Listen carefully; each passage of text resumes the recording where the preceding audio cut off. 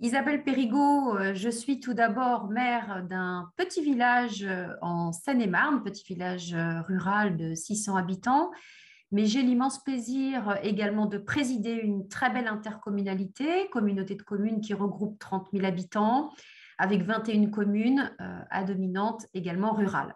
Alors au Val-Briard, nous avons une politique culturelle qui est très importante et qui dure depuis de nombreuses années. Alors pourquoi? Pourquoi? Parce que pour nous, la culture au Val-Briard, c'est la cohésion sociale, mais aussi ses facteurs d'attractivité. Alors l'attractivité, on la fait et on l'amène dans notre politique culturelle par la proximité, c'est-à-dire que nous apportons la culture au cœur de nos territoires.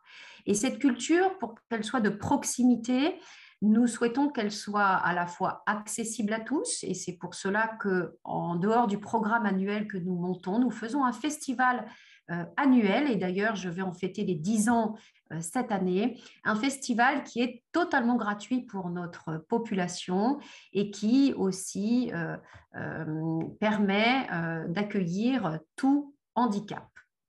Alors, nous avons aussi réfléchi à cette politique culturelle puisque nous allons à la fois au cœur de nos territoires, mais nous avons aussi ambitionné de construire un pôle culturel régional.